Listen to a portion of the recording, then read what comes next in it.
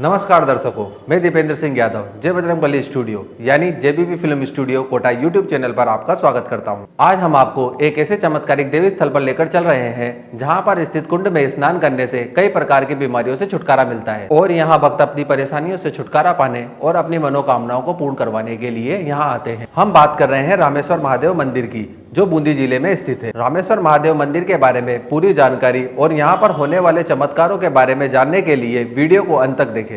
अभी तक अगर आपने चैनल को सब्सक्राइब नहीं करा है तो चैनल को सब्सक्राइब कर लें और घंटी के बटन को दबाना ना भूलें।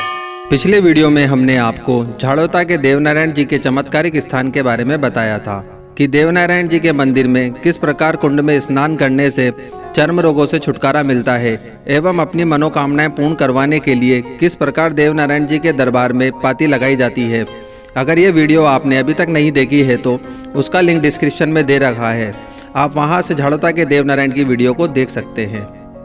आज के वीडियो में हम आपको एक ऐसे चमत्कारिक स्थल पर लेकर चल रहे हैं जहां पर ऐसा माना जाता है कि यहां मंदिर में स्थित कुंड में स्नान करने से और महादेव की पूजा करने से चर्म रोग और कुष्ठ रोग से छुटकारा मिलता है और यहां आने वाले भक्तों के बिगड़े हुए काम बनते हैं और उनकी मनोकामनाएं पूरी होती हैं। हम बात कर रहे हैं रामेश्वर महादेव की। रामेश्वर महादेव के मंदिर की अधिक जानकारी एवं यहाँ होने वाले चमत्कारों के बारे में जानने के लिए वीडियो को अंत तक देखें। रामेश्वर महादेव मंदिर पर जाने के लिए कोटा जयपुर मार्ग पर बूंदी जिला स्थित है।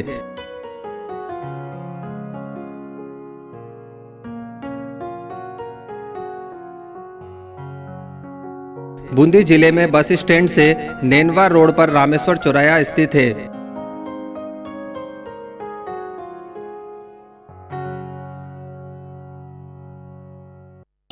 ये रामेश्वर चौराया है। यहाँ से रामेश्वर महादेव मंदिर के लिए घूमना पड़ता है और यहाँ से मंदिर की दूरी लगभग 6 किलोमीटर है।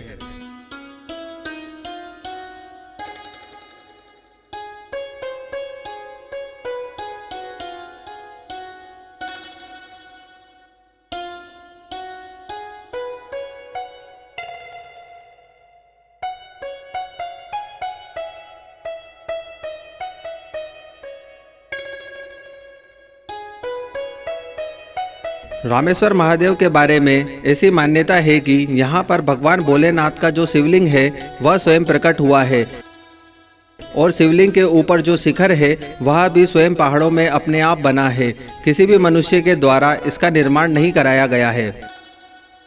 रामेश्वर महादेव में मंदिर के पीछे ही एक झरना है। इस झरने से 12 महीने ही पानी गिरता है और झरने का पानी एक कुंड में गिरता है। कुंड की गहराई का आज तक कोई पता नहीं लगा पाया है कि कुंड कितना गहरा है। रामेश्वर महादेव मंदिर के बारे में ऐसी मान्यता है कि यहाँ पर स्थित कुंड में स्नान करने और रामेश्वर महादेव के दर्शन करने से श्रद्धालु की कई प्रकार की बीमारियाँ जैसे चर्म रोग, कुष्ठ रोग एवं विकलांगता एवं मानसिक बीमारियाँ आदि से छुटकारा मिलता है एवं यहाँ सच्चे मन से जो भी भक्त संतान प्राप्ति की मनोकामना करता है उसे संतान की प्राप्ति होती है। जब जब अकाल पड़ता है या वर्षा नहीं होती है तब रामेश्वर महादेव मंदिर पर इंद्रदेव की पूजा करी जाती है जिससे बारिश हो सके। रामेश्वर महादेव मंदिर में मंदिर के 2-3 किलोमीटर की परिधि में भादवा के महीने में परिक्रमा लगती है जिसमें हजारों की संख्या में श्रद्धालु भाग लेते हैं।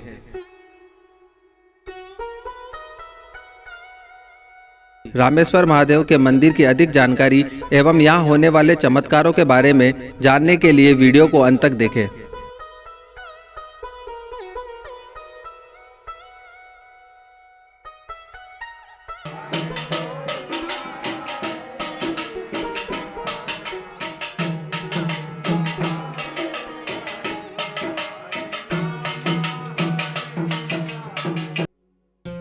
इस मंदिर पर होने वाले चमत्कारों की जानकारी के लिए हम यहाँ के संत बालक दास जी से मंदिर के बारे में और यहाँ पर होने वाले चमत्कारों के बारे में पूरी जानकारी लेते हैं।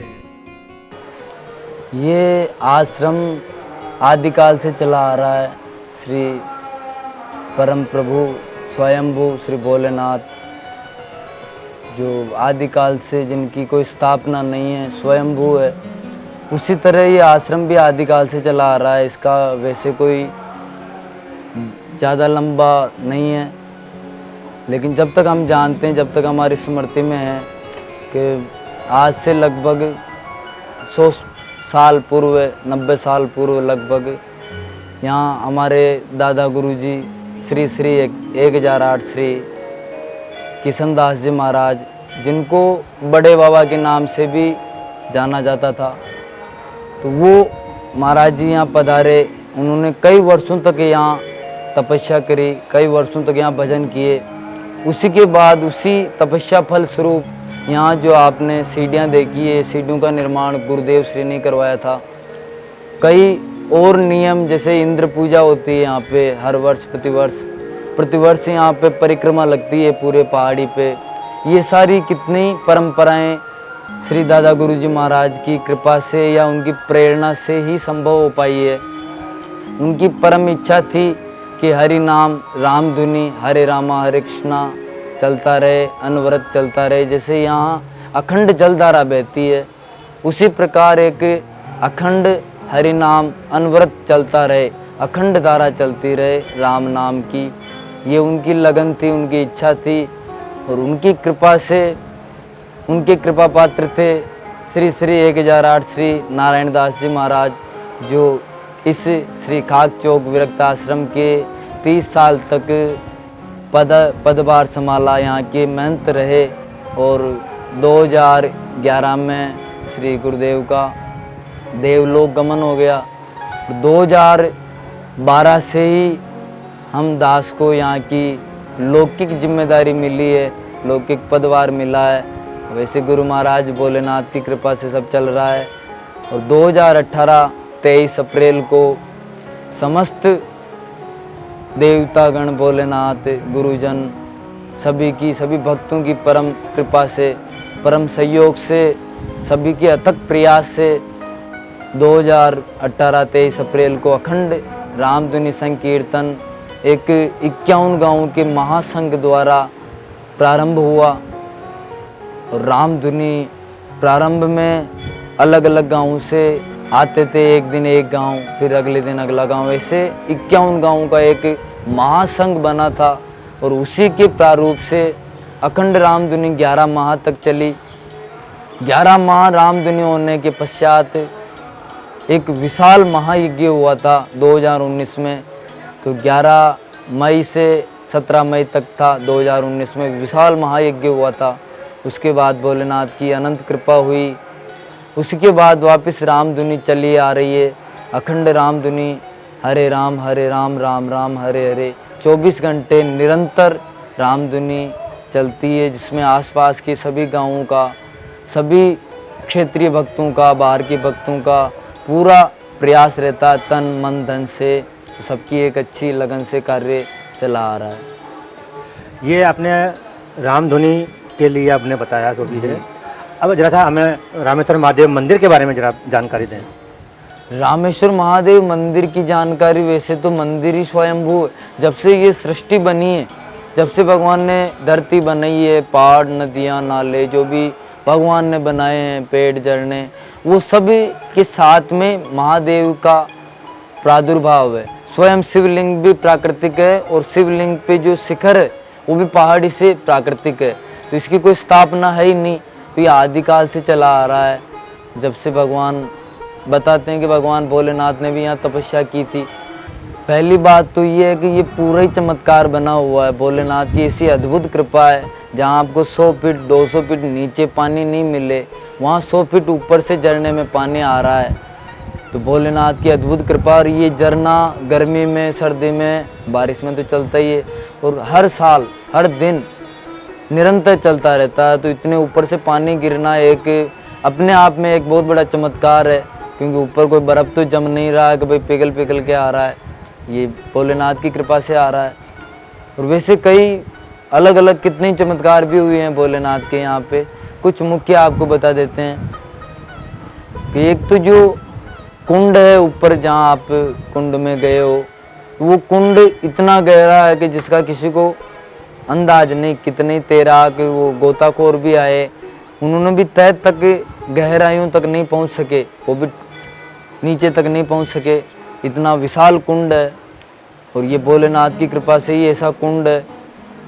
फिर यहाँ आज के लगभग 125-150 साल पूर्व एक कोई बाहर के सेठ थे, सेठ सेठानी ने मन्नत मांगी कि हमारे अगर पुत्र हो जाएगा, पुत्र नहीं था उनके, तो अगर पुत्र हो जाएगा तो महादेव के जो कुंड के ऊपर पहाड़ी है, उस पहाड़ के ऊपर से ही छलांग लगाएंगे वो पुत्र को सिर पे रख के। ऐसी उन्होंने मन्नत मांगी सेठानी जी ने।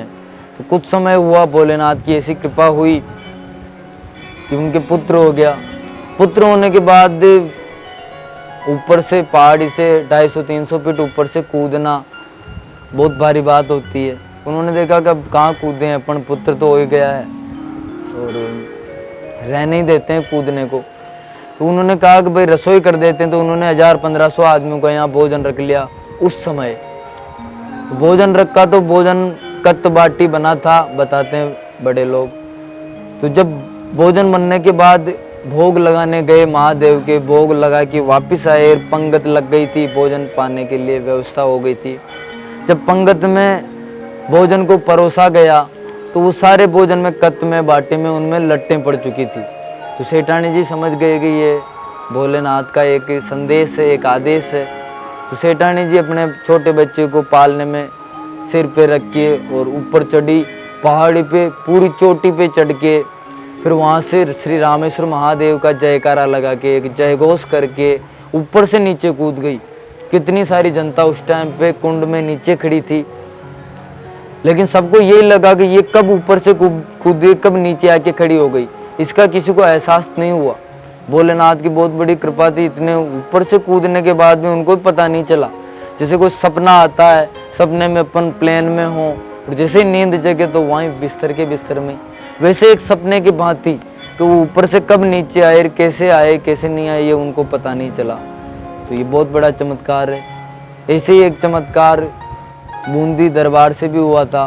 जो पूर्व काल में दरबार थे, उन्होंने कहा, उनकी भी कोई मन्नत थी कि अगर मेरी मन्नत पूरी हो जाएगी, भोलेनाथ का मुखार बिंद है, उस मुखार बिंद को दूध से भर देंगे, इतना अभिषेक करेंगे कि दूध से भर देंगे। तो भोलेनाथ तो दीनानाथ है, लेकिन फिर भी जब एक अभिमान की झलक भी आ जावे, भक्तों के अंदर ही आता है, अभिमान भी आ ही जाता है। तो एक छोटे से अभिमान के हिसाब से उनकी मन्नत पूरी हुई। जब वो आए, दूध आसपास के 10-12 गांव से कह दिया। उस टाइम पे दूध भी बहुत होता था, अब से भी बहुत ज़्यादा डेयरियाँ थी नहीं। तो सारा दूध लेके आए महादेव के यहाँ, भोलेनाथ के शिवलिंग के ऊपर चढ़ाया, अभिषेक किया, उस मुखारबिंद में भरा। तो सारे दूध भरने के बाद भी शिवलिंग भरा नहीं, ऊपर दूध आया नहीं। 10-20 गाँव और से भी मंगवाया, फिर भी नहीं भरा। और लंबा एरिया से दूध मंगाया, लेकिन शिवलिंग भरा नहीं, क्योंकि प्रभु की ऐसी कृपा थी, उनकी महिमा अपार है। जो गंगा को पूरी को जटा में समा सकते हैं, पूरी गंगा नदी को, पूरी गंगा माता को जटा के अंदर प्रवाहित कर सकते हैं, वो भोलेनाथ किसी एक राजा से थोड़े भर सकते हैं, उनके भंडार तो अपार है। फिर महाराज ने, राजा जी ने क्षमा मांगी कि महाराज आपकी पूर्ति हमसे नहीं होगी, हम तो बालक हैं, और एक अभिमान रूपी झलक आ गई थी, तो अब आप कृपा करके हमें माफ़ करो। तो जब उन्होंने प्रणाम किया, धोख दी, चले गए, भगवान भी प्रसन्न हुए। उसके बाद यहाँ से 10-12 किलोमीटर दूर है बाणगंगा नामक एक स्थान है, वहाँ पे जाके यहाँ कई दिनों बाद में वहाँ पानी सफ़ेद हुआ था।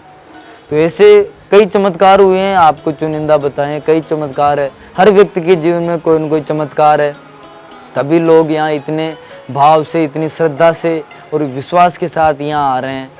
जी, ये जंगल जो आपने अभी देखा है, ये तो अभी बताते हैं बड़े लोग कि ये तो एक 10% रह गया है।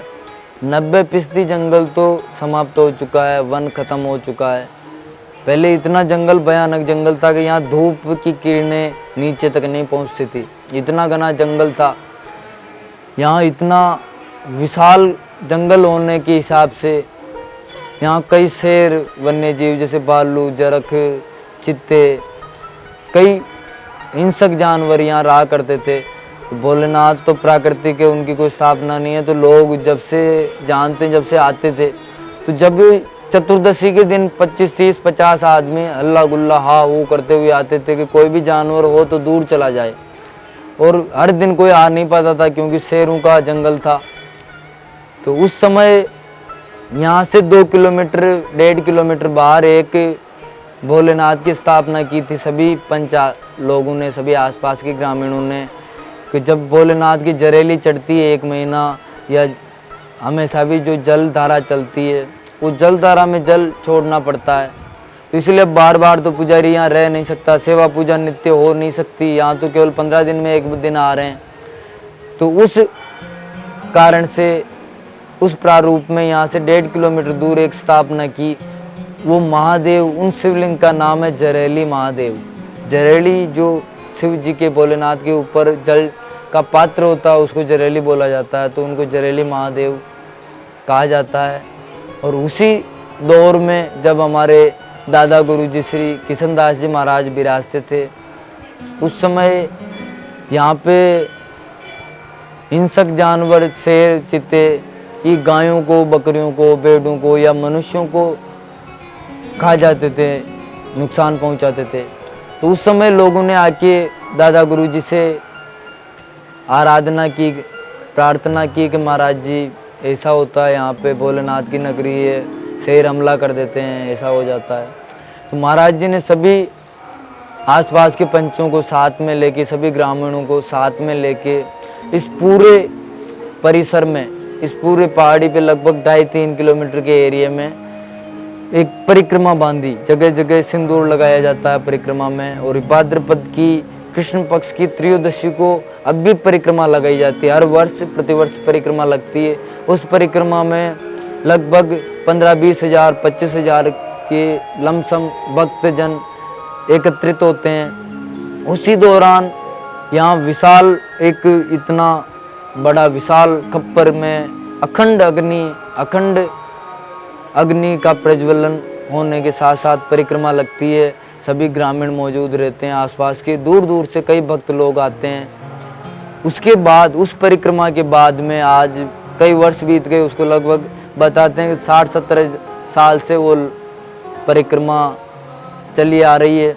उस परिक्रमा के बाद में 60-70 साल हो गए, अभी तक किसी भी जंगली जानवर ने या किसी भी गाय को, भेड़ को, किसी को भी नुकसान नहीं पहुंचाया। उस अंदर के परिसर में, उस रेडिएशन में 3.5-4 किलोमीटर के अंदर। तो ऐसी कृपा रही गुरुदेव की, दादा गुरुजी की। कई वर्षों पहले, आज के जो विक्रम संवत 2011 में यहाँ विशाल महायज्ञ भी करवाया था दादा गुरुजी ने। उस महायज्ञ में बताते हैं कि 100 बोरी शक्कर खर्च हो गई थी। मतलब लगभग उस समय 1 लाख आदमियों ने भोजन किया था यहाँ पे। उस समय मालपुए की रसोई हो रही थी, भोजन बन रहा था। तो भोजन बनने के साथ साथ ही घी खत्म हो गया। जब तई चल रही थी, घी खत्म हो गया।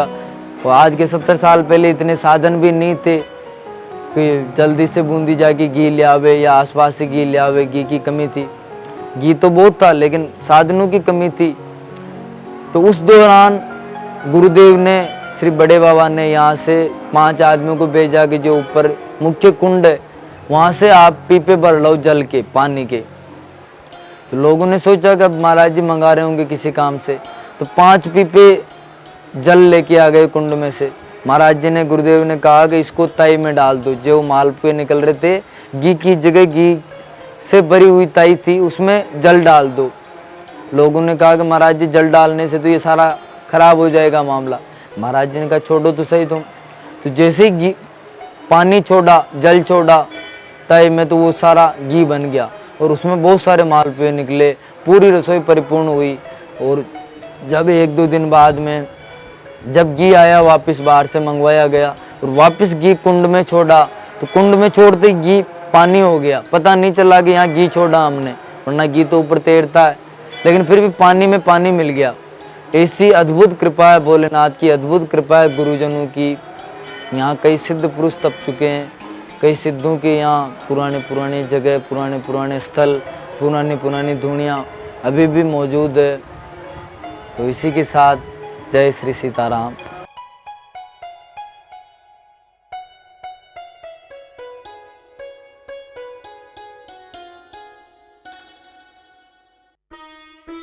रामेश्वर महादेव मंदिर पर जाने के लिए हमने डिस्क्रिप्शन में गूगल मैप का लिंक दे रखा है, जिससे जो भी भक्त वहां जाना चाहता है वह आसानी से वहां जा सके। यहाँ पर आने वाले श्रद्धालुओं का ऐसा मानना है कि महादेव के मंदिर के पीछे जो झरना है, उस झरने के ऊपर तपस्या स्थल बना हुआ है। यहाँ प्राचीन समय में साधु संत तपस्या किया करते थे। वहाँ आज भी 4 धूणियाँ यानी अग्निकुंड मौजूद हैं। रामेश्वर महादेव मंदिर के नीचे ही प्राचीन गुफा में एक और शिवलिंग स्थित है, जो रामेश्वर महादेव के शिवलिंग के एकदम समान है, जिन्हें बुढ़ेश्वर महादेव के नाम से जाना जाता है। यहाँ के बारे में ऐसा कहा जाता है कि यहाँ जो भी भक्त सच्चे मन से संतान प्राप्ति की मनोकामना करता है, उसको संतान की प्राप्ति हो जाती है। रामेश्वर महादेव की प्रसिद्धि दूर दूर तक क्यों फैली हुई है और इस मंदिर के बारे में पूरी जानकारी के लिए हम यहाँ के समिति सदस्य से मंदिर के बारे में और यहाँ पर होने वाले चमत्कारों के बारे में पूरी जानकारी लेते हैं।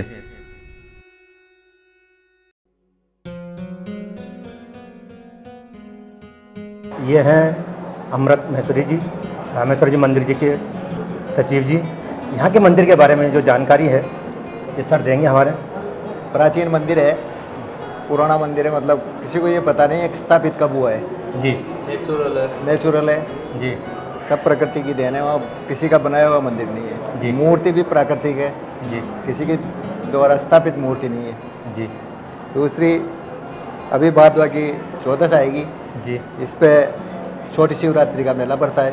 जी बड़ी शिवरात्रि का मेला फागुन में 14 आएगी, जी। उस पे पड़ता है, जी जिसमें पूरे बूंदी जिले के, टोंक के, कोटा के सभी जगह के यात्री लोग आते हैं। जी सावन के महीने में पूरे सावन इस तरह मेला लगा रहता है। एक प्राकृतिक कुंड है उधर नीचे, ये भी प्राकृतिक ही था, पर जी। इसका जीर्णोद्धार करा के समिति द्वारा जी सही करवाया गया है। पहले खाल था, मतलब इसमें तो नाला निकलता था, जी परंतु जब से हमारे अध्यक्ष श्रीमान देवलाल जी चांदना यहाँ के अध्यक्ष बने, जी तब से ही ये पूरा विकास ये 20-22 वर्ष की देन है। जी। इससे पहले यहाँ विकास नहीं था। और सर यहाँ पे क्या क्या काम होते हैं? अगर यात्री श्रद्धा से जो भी अपनी मनोकामना लेके आता है, जी तो यहाँ भोलेनाथ सबकी मनोकामना पूर्ण करते हैं। कुंड की गहराई इतनी है जी कि इस कुंड को गोताखोर भी अभी इसका तार नहीं ला सके, जी क्यों यहाँ कितने आदमी उस कुंड में मर गए। जी इस साल ही ऐसा हादसा नहीं हुआ है, नहीं तो हर एक साल ऐसा गुजरता है कि एक न एक हादसा होता है, क्योंकि आजकल लोग जो आते हैं यात्री जी नशेड़े आते हैं, जी तो भोलेनाथ दंड तो देता ही है।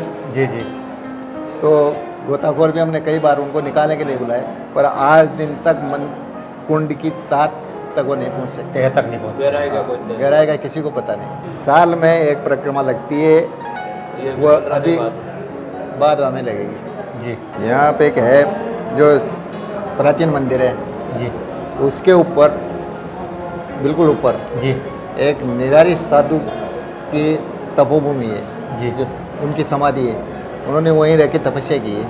और आज भी वो धूनी पे उनके सामान कमंडल वगैरह वहीं है वो। अच्छा जी। इस तरह की 4 धूनियाँ हैं यहाँ झंडे के ऊपर? झरने के ऊपर, जी जी, पहाड़ी के ऊपर। पहाड़ी के ऊपर वाले मंदिर के बिल्कुल नीचे की तरफ जी नले में जी बुढ़ेश्वर महादेव की जो मूर्ति ऊपर के पत्थर की बनी हुई है, जी उसी पत्थर के आकार की जी नीचे बुढ़ेश्वर के भी वही की वही मूर्ति स्थापित है। वो भी प्राकृतिक है, जी वो भी किसी के द्वारा बनाई हुई नहीं है।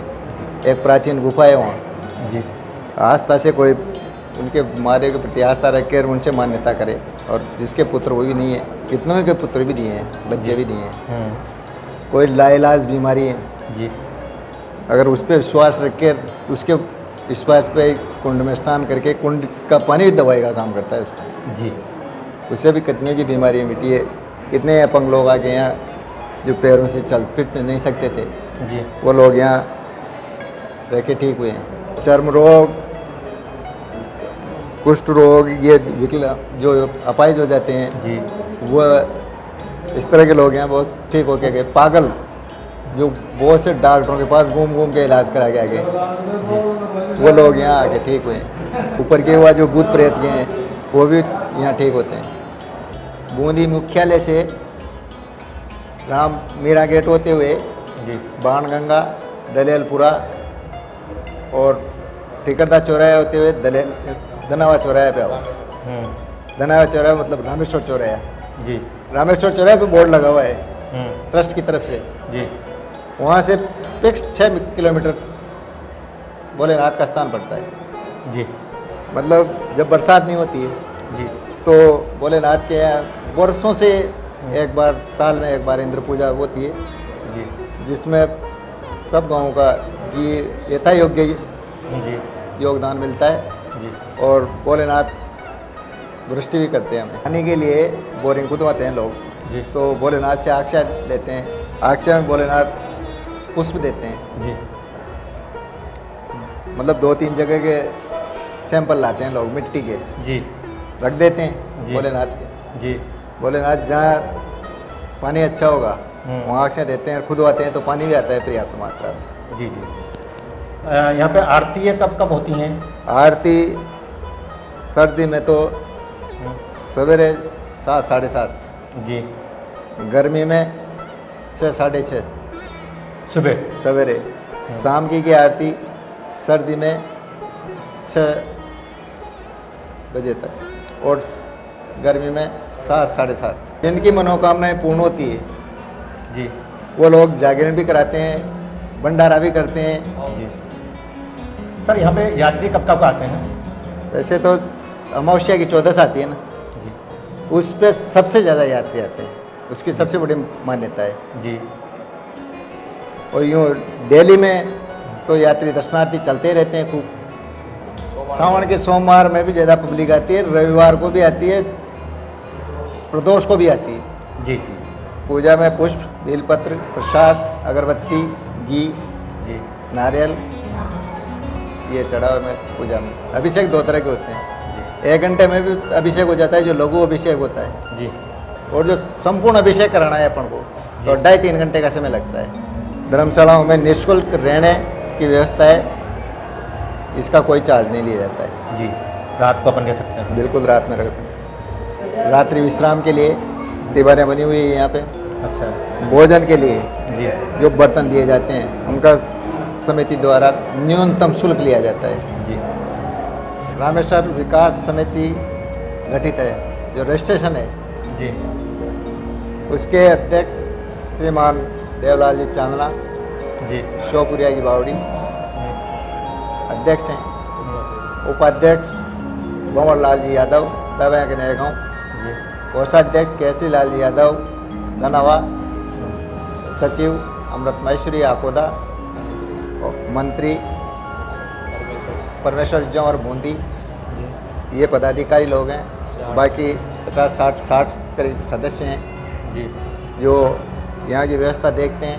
जी कोई दानदाता मंदिर निर्माण और स्थान के विकास के लिए दान देना चाहे तो समिति कार्यालय पे आके रसीद भी कटवा सकते हैं, दान पेटी में भी डाल सकते हैं। यह है अमृत महेश्वरी जी, इन्होंने मंदिर के बारे में जो जानकारी दी, इनको बहुत बहुत धन्यवाद।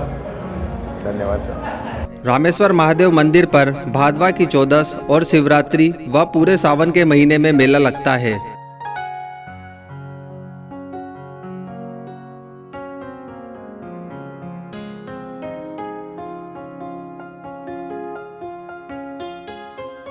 ये जो गुफा है इसे शेर की गुफा कहा जाता है।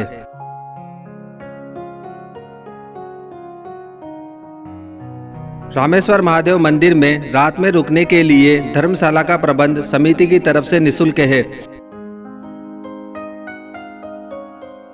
एवं जो यात्री यहाँ पर रसोई करते हैं तो यहाँ पर समिति द्वारा एकदम नाम मात्र शुल्क पर बर्तन उपलब्ध कराए जाते हैं।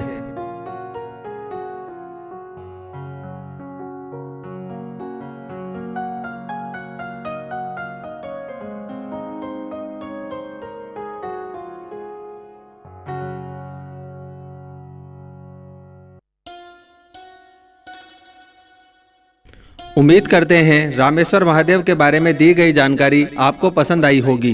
अगर आपको ये वीडियो पसंद आया हो तो वीडियो को अधिक से अधिक शेयर करें और वीडियो को लाइक करें और चैनल को सब्सक्राइब करना ना भूलें, जिससे आने वाले चमत्कारिक स्थलों की जानकारी आप तक पहुंचती रहेगी।